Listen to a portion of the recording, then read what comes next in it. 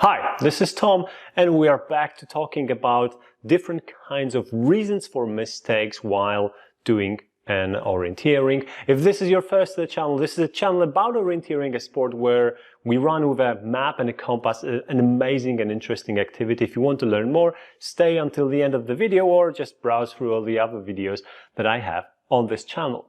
And now, back to our topic. The thing that I want to talk about today is called a parallel mistake. What is a parallel mistake? It basically happens when you run into an element that looks like yours but is not yours. So you're running up the hill, you're looking around, your control should be here, it's not, it's on the hill next to you. You run into a gully, the same thing happens. You look around, it should be here, you're sure it should be here, it's not, it's right on the other side of the ridge, right? And this kind of a mistake, it's not the most common one, definitely, because it doesn't happen very often that two very similarly looking features are in a vicinity.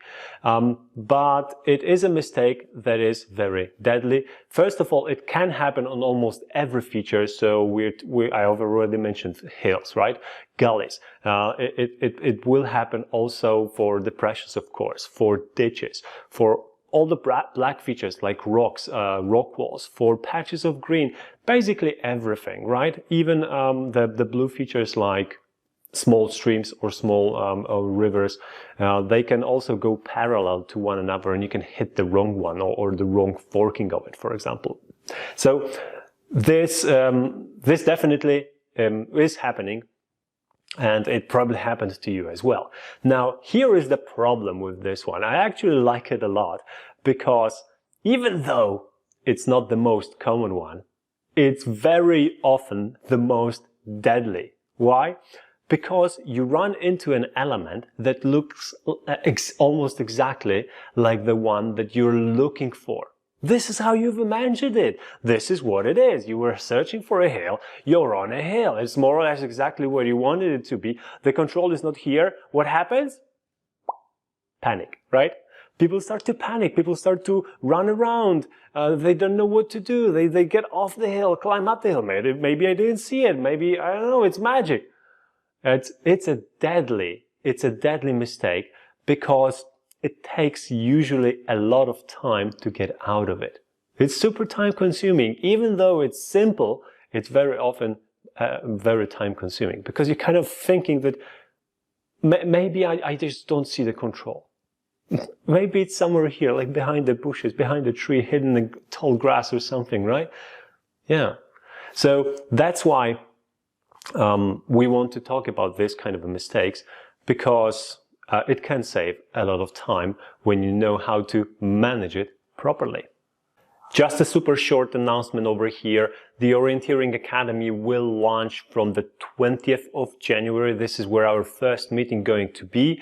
And if you're still thinking about it, there is still time to buy access to it. And as I've mentioned before, if you're feeling that this is too expensive for you, just let me know. There are already people that did that, and I will give you a better price because, you know, I'm not doing it really for money. I'm just doing it to have fun along the way. So I don't want you to miss it just because you can't afford it. So be aware of that. And also next week, this video is going to be posted on Sunday. On the 10th of January, I'm going to hold a public event for everyone to join, which will be race analysis.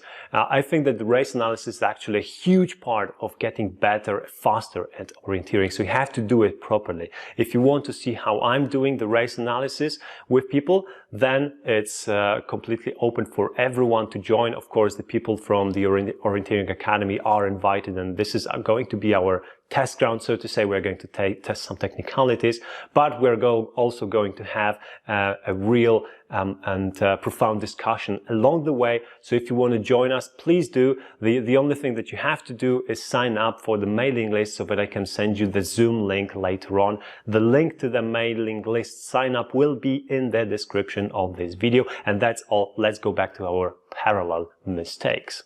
What to do to avoid these kind of mistakes, the parallel mistakes. Step one, as always, be aware of the existence of it, right? So you might be thinking, all right, so you've already told me, so I am aware, right? No, that's just not enough. It is in your head as an idea now. But the thing is that you need to start being aware of this during the race, so that when you see it really, right? You spot it and it comes into your head, oops, there is a possibility of the parallel mistake on this leg. Therefore, I need to A, B, C. Okay? So this is the awareness I'm talking about. Now, why do we need awareness? Of course, to do something with it, right? So when you do spot a possibility of the parallel mistakes, there are several things that can be done with it. And I'm talking mitigating the risk most of the time of actually the mistake happening. This is your primary result that you want to get, because this doesn't cost you anything, right? So you want to avoid the mistake completely. How can you avoid the mistake completely? Well, first of all, if you already know that there is a risk of making this mistake, you can be more careful while following the route choice, right? So you might, for example, be ticking off more things that you normally would, so that you know exactly that you are here, and therefore you have to go exactly in that direction and not a little bit in that direction to hit the right element, right? You may also want to pick a better attack point, because the better of the attack point you get, the easier it will be to hit exactly the feature that you want to be going into, and not the one next to it, which will cause a parallel mistake, right? So that's another thing that you might be doing. A smart way of tackling this kind of an error sometimes is to make an adjustment on your approach, on the direction of your approach. So imagine this. Imagine that you're attacking an element, and you know that there are two very close by, and they are next to the road. The road is just behind them, so this is the element that is stopping you. And now, if I was me, which I am, if I was me and I was attacking such a control, I would be thinking, okay, if there are just two of them, and if I hit the wrong one, then I just go, let's say that the right one is on the left, right?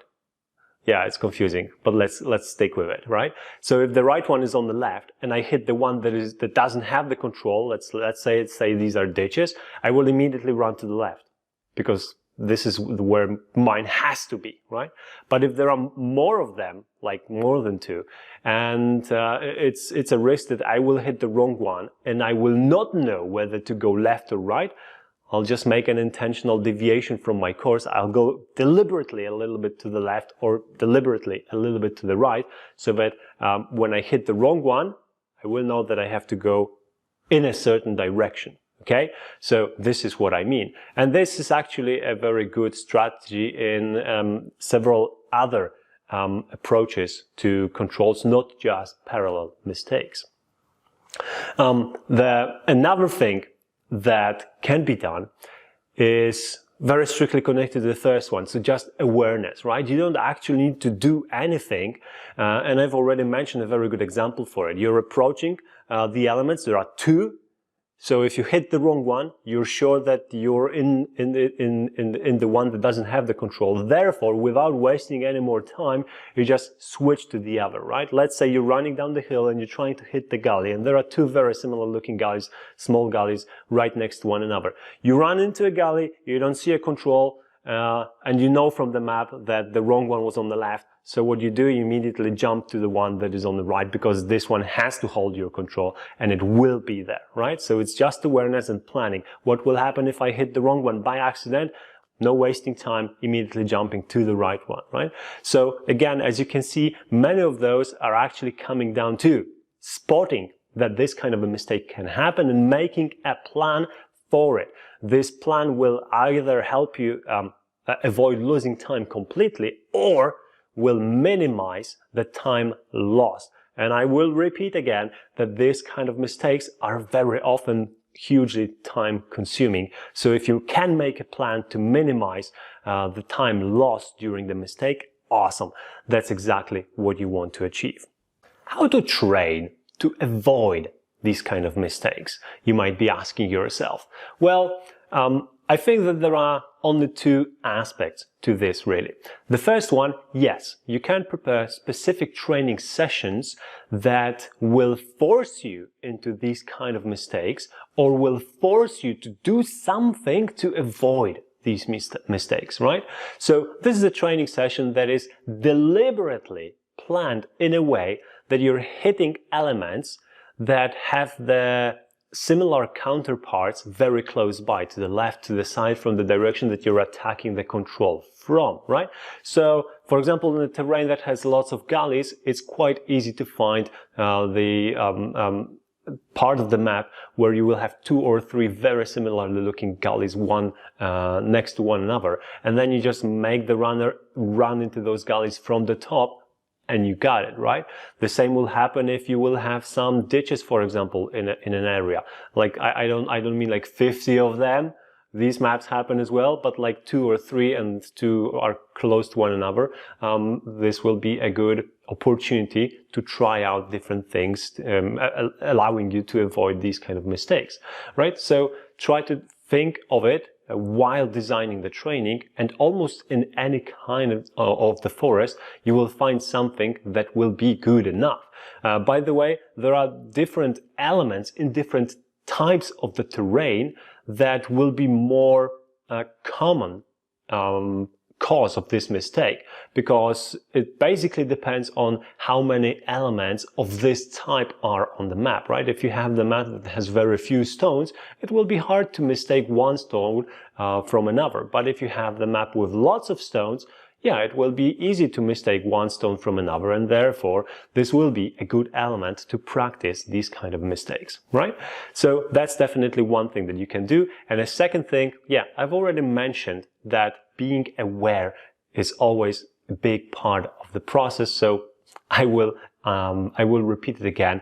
If you want to practice this during every session, you also can, because all it takes is to look around while you're planning your leg and make sure that this mistake is not going to be a factor during a certain leg that you're looking at. And if it is, then what are you going to do about it, right?